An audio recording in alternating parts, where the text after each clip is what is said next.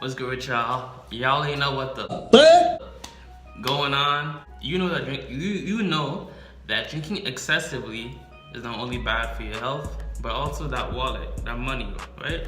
So here are simple strategies for cutting back and keeping your drinking in moderation. Small. Alright, enjoy the video.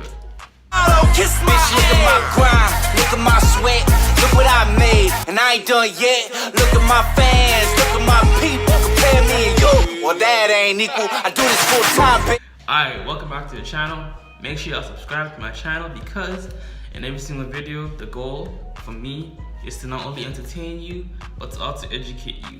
It's what I call edutainment. Definitely dab on that subscribe button. Hit them folks on that like button. I appreciate you. And if you don't subscribe or like the video, then Your mom's a hoe. but yo, real talk, no more long talk, no more talking. Just straight to the content, straight to what you came for. How to cut back drinking alcohol. First of all, you'll need a pen and paper. And quick note, right? Before I continue, I have a whole playlist dedicated to how to not only reduce other strategies to not only reduce your alcohol consumption, but also how it affects your body, and if you want to, how you can quit alcohol forever if you like to. Definitely check out my playlist right here. It's all things alcohol related, and it'll be helpful to you as well. So first of all, the big mistake that a lot of people make is that they rely on willpower first. See, the thing about willpower is that it is finite. I don't care how great you think your willpower is, because willpower's like a battery. It gets drained. So when you start your day off trying to be the Dalai Lama, and then Ronnie Coleman, and then Anderson Silva, and then Jimi Hendrix, and finally at midnight you want to be Mark Zuckerberg, you won't be able to get to the Silva, Hendrix, and Zuckerberg point. If you even make it that far, because the battery is empty by then. Right? So that's why you should, in general, when you're doing work, you should try to do your hardest task first in the morning, and then allow yourself to do the less time-consuming tasks or less difficult tasks later on. Because when you're early, it's like your willpower is like a battery, right? When it's charged in the morning, it's at 100%. But by the time it goes through, eating, dealing with people, because people can be stressful, dealing with family and friends, by the time it's nighttime, your willpower is almost like gone, right? That's why you tend to like what most of the movies, most of the shows, TV programs tend to be at nighttime, because that's when your brain is trying to just chill and relax, right? So after a long day of work, when you're dealing with stress from your boss, stress from work, stress from traffic, whatever, your willpower will not be as full as in the morning. So that's why it's so hard, especially at nighttime, evening time, to not drink, because your willpower, your ability to like make proper decisions is hindered. That's why when people are tired, they make more mistakes, whether that be driving, data entry, or whatever. But just being tired and being fatigued after a long day makes it hard for you to continue. So why do I say pen and paper? First of all, you need to ask yourself, why do you want to cut back? The why will be your guiding compass to every action you decide to take and not to take. Is it to lose weight? Is it to set a better example for your brothers or your family or your kids? Are you trying to lose that gut? Are you trying to save money? Because alcohol can be expensive. And whatever your why is, put it on your fridge or on your car dashboard or whatever, you'll see it every day. And let that be a constant reminder to you as to what you're doing it for. Because if we go about life without purpose, without why, you just get lost in the sauce. See, when I ain't had no money, I still had sauce. So if you don't got no sauce, then you're lost. But you can also get lost in the sauce. Like Gucci said, you get lost in the sauce, right, of your own life. Put your why, your reason for not drinking or not drinking as much on a list wherever you can see it every single day. Number 2 is set goals.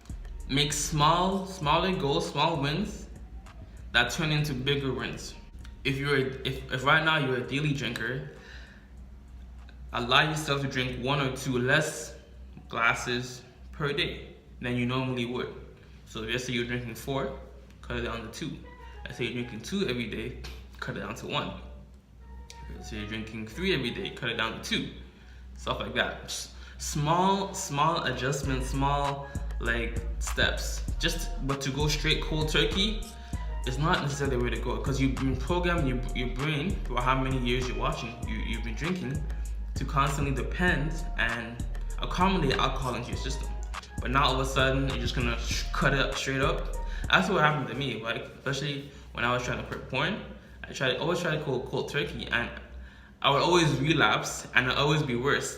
I might go like maybe a week, 2 weeks without watching it, and then as soon as I watch it, I'll just watch it like 2 or 3 days in a row and binge watch, relapse, right?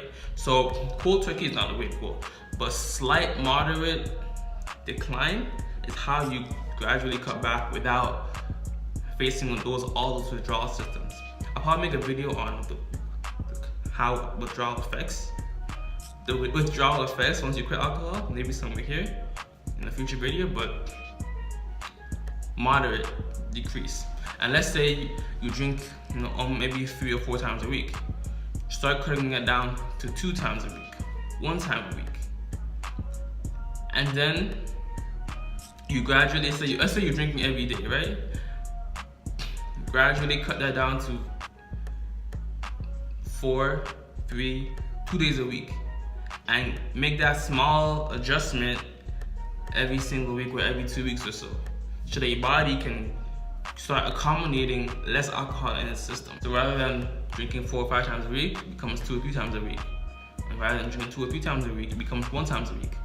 And then it even goes further to once every 2 weeks, or you get to that point once a month or something like that, right? So another couple real quick minor tips to help make this process easier is to drink a large glass of water before you go out to drink and in between every single drink. So drinking that large glass of water, water has a filling effect on your system, on your body, and even putting roadblocks in between each drink lessens how many drinks you can take at once. Like for every shot, take a glass of water. For every beer beverage, take a glass of water. That putting those roadblocks in between each beer intake or alcohol intake sets you up for success to lessen your overall intake. You can also use more mixer and less alcohol in your cocktail, and you can start switching from a hard liquor to more of the light type of liquors that you can take. But yeah, definitely check out my other playlist right here or here about all things alcohol related.